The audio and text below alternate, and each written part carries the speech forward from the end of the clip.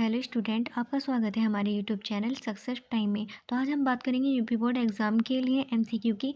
जो ये हिंदी की हमने जो सीरीज़ शुरू की थी उसका ये आज 4 लेक्चर है। तो चलिए स्टार्ट करते हैं अपना एमसीक्यू सीरीज़।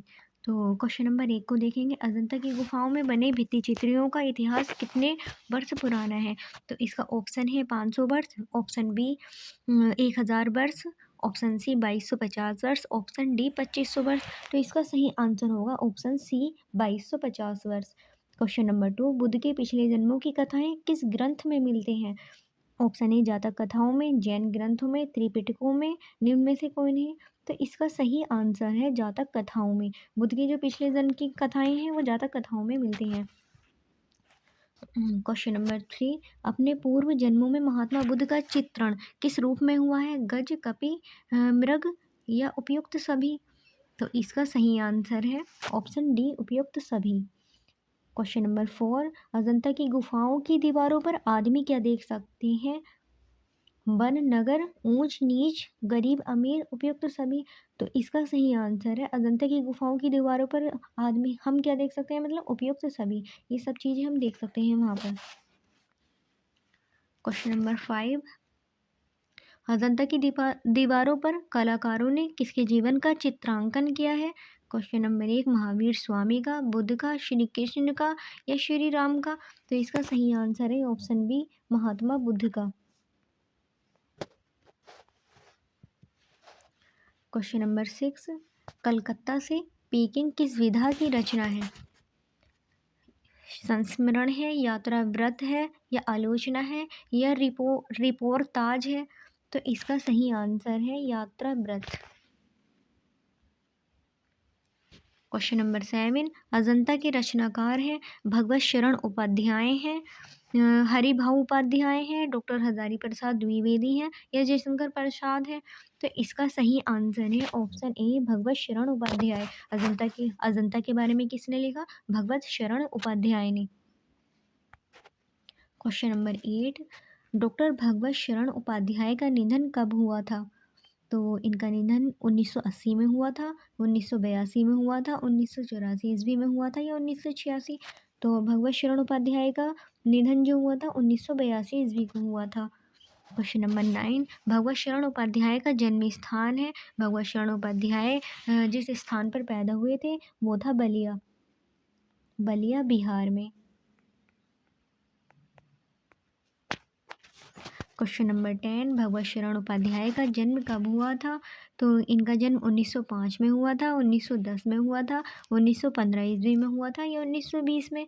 तो भगवत शरण उपाध्याय का जन्म 1910 को हुआ था। 1910 को हुआ था, बस्ती बिहार में हुआ था।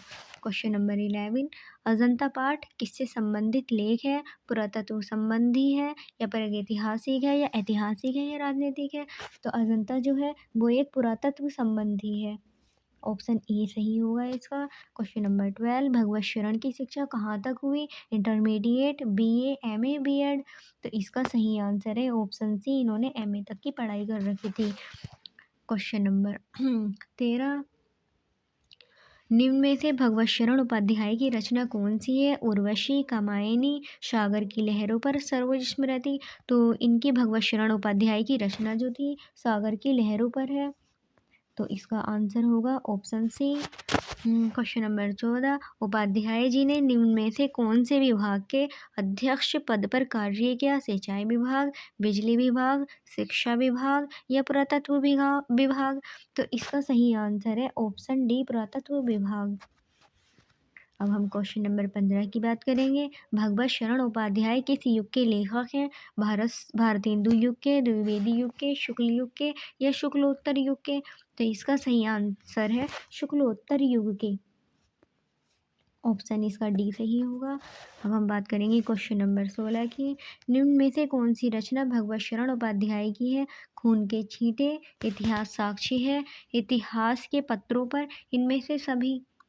तो इसका आंसर है ऑप्शन डी इन्होंने सारी रचनाएं लिखी थी। क्वेश्चन नंबर 17, खून के छींटे के रचनाकार हैं? तो अभी हमने यहाँ पर देखा था खून के छींटे किसकी है, भगवत शरण शर्मा की।